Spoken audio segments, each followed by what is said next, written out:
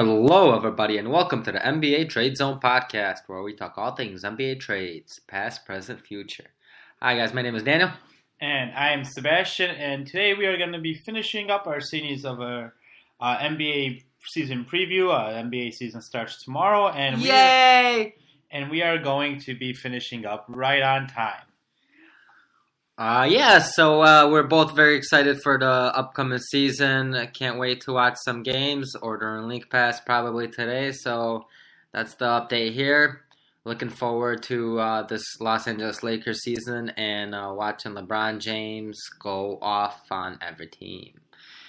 Diving right into our previews, though, we will start off with the Sacramento Kings and what their predicted over-under is for this season. So last year they went 27-55, and this year the Sacramento Kings over-under prediction is at 26. Now, the Sacramento Kings do not own their pick, so they don't really have any reason to tank, because if their pick goes number 1, Philadelphia gets it, and if it's any other number, the Boston Celtics will get that pick. So it really looks like the Sacramento Kings are going to not have any reason to lose. Now, the thing about it is their team kind of sucks. Like, they don't have much talent. Yeah, they're going to lose, regardless of whether they want to tank or not. I have them at 25-57 as my prediction, so just under that over-under. There's nothing really on that roster in terms of veteran players. And, I mean, in terms of young players, they're nice, but we'll see how they develop. I mean, I think the key here is going to be probably De'Aaron Fox. Of course, seeing how Harry Giles and Marvin Bagley doing their rookie seasons, it's going to be important. But yeah, I mean, I don't know. I think all of these guys still need at least another year to develop before they really start showing their potential. So yeah, I think it's going to be an extremely long season for Kings fans. Even though they're not tanking, it's going to seem like they're tanking. Yeah, I'm going to agree with you on the under. I don't believe they are going to be the worst team, just because I do think there's going to be a few teams that are going to have more of an incentive to lose, and those other teams are going to want to take, have the rights to either choose between R.J. Barrett or Zion Williamson or whoever else is out there. So I do think, but I still don't see them being able to win that much game playing in the West, where it's going to be really competitive. A lot of teams are going to want to win in the West. And they're going to have to face these teams 4 to 3 times and lose most of those games. They're not very good. When it comes to a breakout player, there's a few choices I could have gone with, but I am going to go with Harry Giles. Now, I admit that I know I could be 100% wrong on this. He can be injured within the first game because he doesn't play a lot of basketball. I mean, his high school, his senior year in high school, his first year in college, and last year has been pretty much spent on the injury list, and he, obviously has bad knees. But he was the number 1 rated prospect coming out of high school. A lot of people felt like he had tons of talent. So I do believe that there's talent there. I don't think Bagley's ready. I don't think De'Aaron Fox is ready for a breakout. So I'm just going to go with Harry Giles here, full well knowing that I can be 100% wrong. Yeah, I mean, this could also be the year that Buddy Hield finally breaks out. I mean, he's had some solid seasons. He shoots the 3 really well, but hopefully we'll see him really come out and step into a more comfortable zone, it being his second full year with Sacramento. Hopefully he could really come out and shine, even though he is a little older than most people think he probably is. I really would like to see him come out and shine a little more than he has in the past. So for a suggested trade involving the Sacramento Kings, I have them taking on some money and also receiving a young player in return for a little bit of an older player, one that doesn't fit their future really anymore now that Bagley and Giles are there. So I have them trading away Willie Cauley-Stein and Zach Randolph to the Washington Wizards for, I have Kelly Oubre, Ian Mahinmi, Jason Smith, and a 2020 second-round pick from the Wizards. Now, here they're trading away Willie Cauley-Stein, who's a 25-year-old center. He's in the 4th year of the league now, so he's going to be a restricted free agent next year. He's a solid player, but he's also 25 years old, so now he is a little older. I don't know if he is ever going to live up to the potential he had. And I think he's just going to be a very solid player in the league at this point. And I think the Wizards could use something like that. And it also works out well in terms of salaries. Now, Ian Mahinmi is making about $50 million for next year as well. And Jason Smith is making about $5 million this season. And Zach Randolph is making about $12 million this season. So now, yes, the Kings will be taking on not only some additional money for this year, but also for next year. Now, for this year, not a problem. They have that money that they could use. They have that salary cap.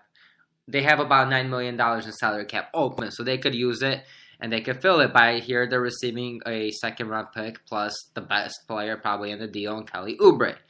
Now, the Wizards will be benefiting because not only will they be shedding money for next offseason, I'm sorry, not next offseason, but throughout next season and throughout next season's salary, they will also be saving a lot of money in terms of this year's salary, and they are about $11 million over the salary cap, so this would save them about $8 million and put them only about $3 million over the luxury tax, which would be very nice for them. The owner would be paying a lot less. Now, yes, they are getting rid of Kelly Oubre, who is, like I said, he's younger than Willie Cauley-Stein, has more potential, and is probably the better player at this point anyway.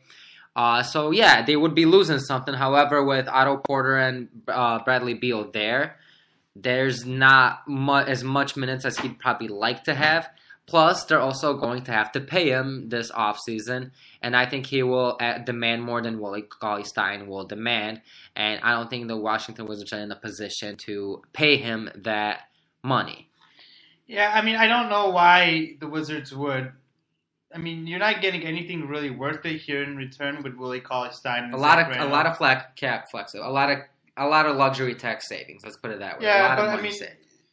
The Wizards are at least pretending like they're in win now mode, and getting rid of Kelly Oubre, in my opinion, isn't the best deal here. So I don't see them wanting to give up Kelly Oubre because they do want to win this year. They want to give the John Wall, Bradley Beal, and the great Dwight Howard experience a first try. So I don't think giving up Kelly Oubre would be very smart for them right now. I do understand the issue when it comes to salary caps, but with the deal they already gave John Wall, I mean, they're going to be pretty screwed with salary caps for the next few years. Yeah, but the owner ain't fooling himself on that. I mean, listen, the coach might be fooling himself, but the owner's going to try to save money. Maybe, but I don't know. I mean, they got some players. It seems like they wanted to win, so I don't know. I mean, they should. They'll make the playoffs.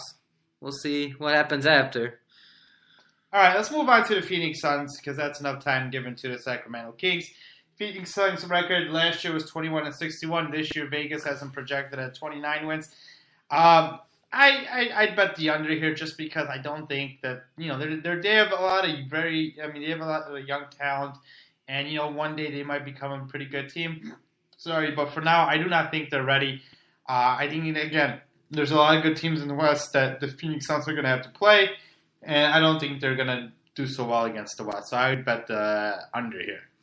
Yeah, I have them at 30 wins, and that's, like you said, I mean, probably a little more than you think they're going to win, and it makes sense why. I mean, they still have a lot of youth, but I think the addition of a few of those veteran pieces in terms of Ryan Anderson, Trevor Ariza, I think now they just sent Jamal Crawford today, too, not to mention. I think the addition of all these pieces is going to help them win a couple of more games. Probably even a couple more than they should be winning because this is still a team that should be taking and trying to get one more high pick. But I think they are trying to appease Devin Booker and really show him that they are trying to win, that they are doing things to win. Now, whether I agree with that or not, it doesn't really matter because that's what they are doing, at least for now. Now, I wouldn't be shocked at all if Trevor Ariza is gone by midseason when the team is a decent amount of games under 500, but they are trying to prove right now that they are trying to compete. So when it comes to breakout players, there's a few choices one could have gone with. Obviously, DeAndre Ayton, who was a number one pick, would seem like an obvious choice, but in my opinion, he's young, he's not ready. Obviously, Devin Booker already broke out. Their picks, they have Dragan Bender. I don't think he's that good, and I don't think he's going to break out. So I'm going to have to go with the pick they traded for from the Philadelphia 76ers, Mikal Bridges, just because, he's a 3-year vet in college. He played 3 years in Villanova. He's won 2 national championships. So, he knows how to play. He's kind of, He's a good three-point shooter. He's a really good defender, and we know what we're going to get from him. They're not going to have very high expectations for him, meaning that they're not going to, want him to be the person who always has the ball, who's the main scorer. That's obviously going to be Devin Booker's job. His role is going to be to hit open threes, play good defense, and I think he's very capable of doing that. And I think Mikal Bridges is just going to end up being a, solid player who's really going to contribute to this team.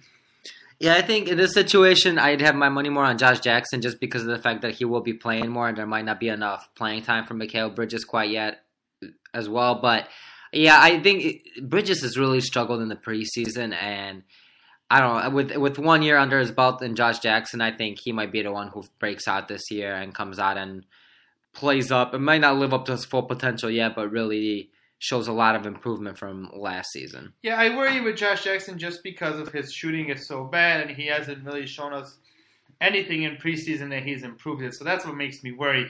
Obviously, I think he's a hell of a defender, and he's very athletic, so he has the potential of being a good player, and he will be a contributor. I just don't know if he's quite there yet with his offensive game.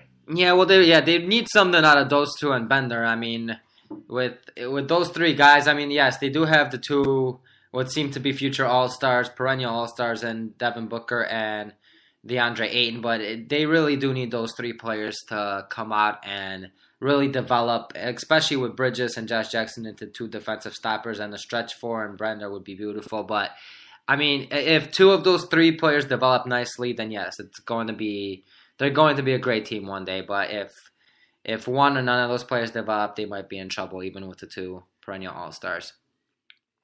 But the trade that I will suggest for the Phoenix Suns is Trevor Ariza and Suns 2020 second-round pick to Utah for Derek Favors. I know Derek Favors is a solid player in Utah, and he's been there for a while now. But again, with Gobert there, both of them don't stretch the floor. They're very good supplementary players, but they don't complement each other well. And especially with Ike Udoh there, who is a very shot-blocking darling, and Tony Bradley there too, ready to develop. I think that Derek Favors really becomes expandable, and not to mention acquire a player like Trevor Ariza. Any team could use him, regardless of whether he's overpaid and a little older now. Any team could use him, and I think he'd be a great fit in Utah. And I think Phoenix would begin a good deal here because they're getting a player who's 26, 27, and now with DeAndre Ayton able to spread the floor more than Rudy Gobert, Derek Favors could really slide in at the 4, and they could they could complement each other a little better than him and Gobert. Not to mention that Derek Favors has about almost $17 million next year in his contract, but it's not guaranteed. So all of a sudden, it's up to Phoenix to whether they want to guarantee that money or not.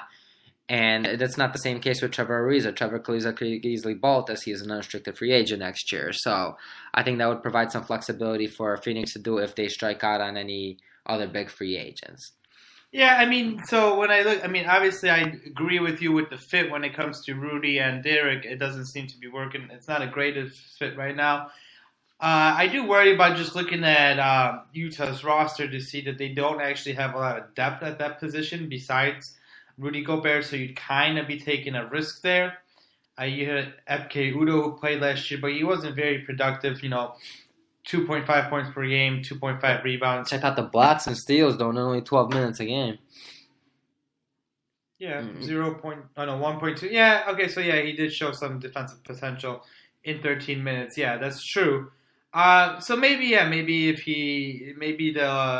would be smart for them to give this up. The other thing I worry about this trade, though, is maybe you'd want to get a little bit more for Derek Favors, though. I like Trevor Ariza. I don't want to take a shot at him.